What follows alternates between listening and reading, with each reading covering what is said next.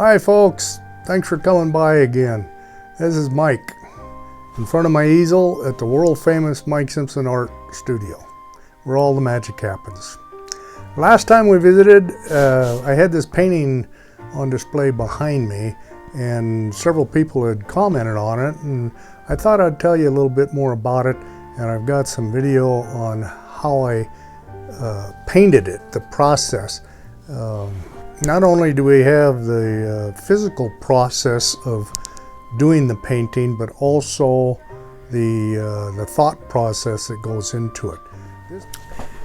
So the inspiration for this painting comes from some research that I was doing on the Lewis and Clark expedition. And I've got this ride coming up in May where I'm going to follow the Lewis and Clark Trail, paint my way along, camp as they did, and live off my motorcycle for approximately 2 months while I do this this adventure. I'll have another video about that and give you guys an opportunity to tune in and follow along with me. I'd love to have you come. But anyway, getting back to this painting. So the inspiration for this movie, or for this painting, came from the movie, the Ken Burns PBS movie, The Journey, the Discovery, The Journey of Lewis and Clark. I don't recall the title exactly. But as with all Ken Burns work, the filming was just extraordinary. There was a shot in that movie that inspired this painting. Dark, moody sky, sun light shining in the foreground. Had a great with some teepees along there. Great visual effect. Anyway, this painting, although it came from the Lewis and Clark movie by Ken Burns, was inspiration for a series of paintings that I'm currently doing on the Santa Fe Trail, because this could easily have been seen by the travelers on the Santa Fe Trail across Kansas, the plains, eastern Colorado, and into Kansas.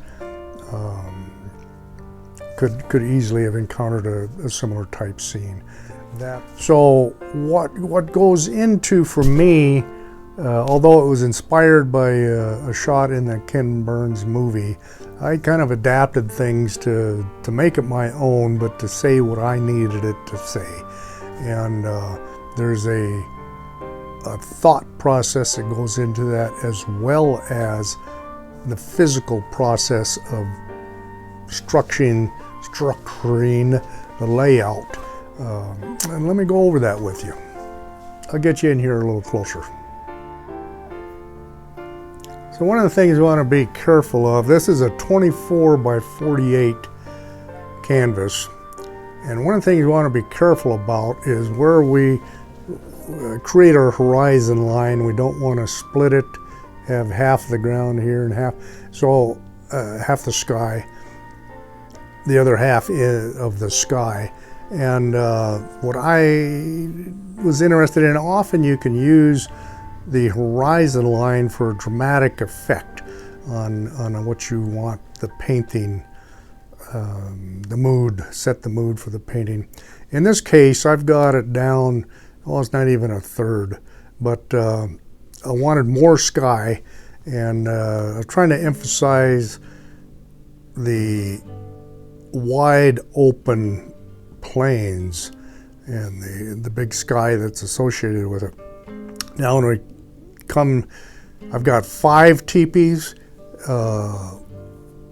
You want to, generally it's understood, you want to have an odd number of things in the painting, whether they be horses, or in this case teepees, or people. You don't want an even number. You don't want them necessarily all the same size. You have to vary the size. And it's important here because it helps establish some distance, some perspective, if you will, as to the larger teepees are going to be closer, the smaller ones are going to be farther back. A little bit of dimension. And then the foreground, gave me an opportunity to do some interesting effects. We'll get to that in just a second. But the placement of the teepees, so essentially the rule of thirds dictates that obviously we don't want anything particularly in the center, which would be about here.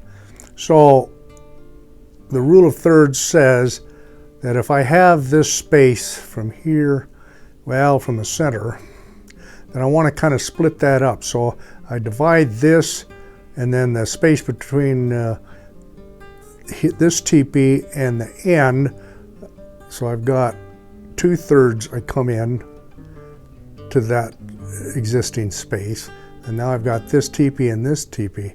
Now I've got the space between those two teepees, so I place this one, which is approximately 2/3. There's nothing magic about 2/3. It could be a third. Think of it in terms of the distance of this space from here to here. That teepee is 1/3 of the way to the left. This teepee is 1/3 of the way to the left. So it's just in thirds. Now we have this space here from here to here, and again, this teepee is it could have just easily been over here, but the reason I didn't place it there was because it would have been too close to the relationship of where this teepee is. So I think it's just a little more interesting being closer to this teepee. This teepee is approximately 1/3 of the way in from the right side of the canvas. Now, the designs on these teepees are taken from reference of Plains Indian teepees, and that's the style of teepee. Each tribe in the United States had their own style, their own markings on the teepees, and so the sky, that's all pretty straightforward. The clouds, one of the accompanying videos shows how I laid that in, but this foreground is what I found to be an opportunity to kind of have an opportunity to experiment with a little bit of texture, try to create some texture almost in an abstract manner. There's a little path, a hint of a little path coming up from the foreground to the teepees. And that was kind of fun to do. I've considered this teepee finished. I painted it, or this painting, I've considered it to be finished. I painted it back in September of 2021. This is now January of 2022. And what I may do before I call it good is to go ahead and add a couple figures in there, maybe outside the teepees a little bit, maybe a horse or two in the background, maybe the hint of another teepee. I haven't decided for sure, but at the time I painted this painting behind me, I did some video clips that talked a little bit about the thought process and the physical process, the layout, how I applied the paint, etc. Let me see if I can kind of piece those together to make it interesting, and I'll be happy to share that with you. All right, let's take a look and see what that is.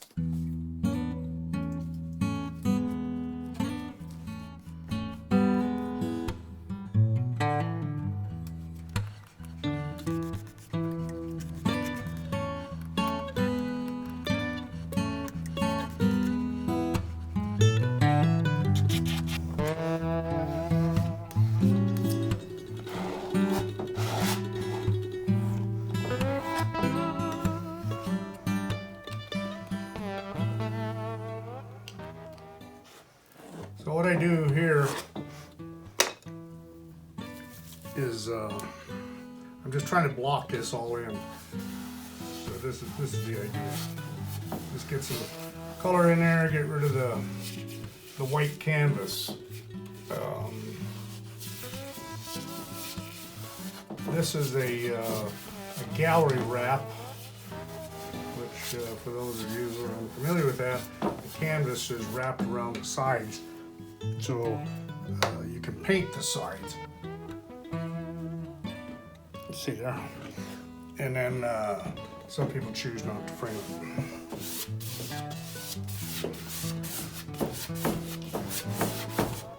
So I gotta paint, be sure to color the sides. Top, bottom, sides.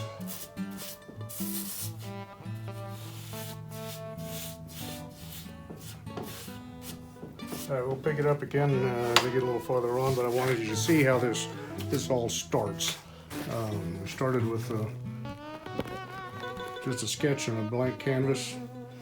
I've got an idea in mind, and get those teepees sketched. So here we are. I've got the background, the sky, if you will, kind of blocked in. Kind of a stormy, nasty looking sky, but I want to bring a little sunlight in on the right side. And I kind of got an indication going there of how that's going to be, but don't have it finished. I just have it blocked in. Next, I want to block in the foreground and the teepees, just so there's no white. It's just easier to work that way. Alrighty, let's take a look here, see what I've got. I've got things kind of flopped in. This is a 24 by 48. I showed you some of the preliminary steps involved, and I'm gonna leave it as it is for right now. It's not finished, it's just a work in progress. But you saw what I did to get it to this point. And there's many considerations involved here. And as I start to approach some of those, discuss them with you. I showed you what my palette looked like before, and this is what it looks like now. But I'll get this cleaned up a little bit before I shut it down for the night.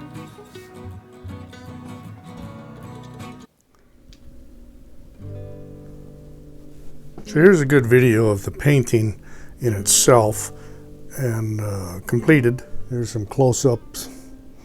The foreground, a little bit different treatment than I typically do, but I liked it real well. Close-ups of the teepee.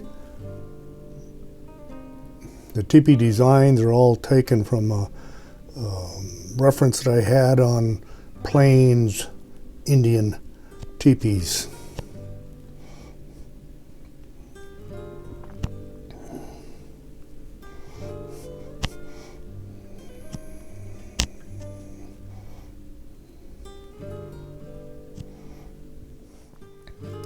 Well, there you go, folks. I hope it was informative and interesting, that you got to see what kind of goes into a painting like this.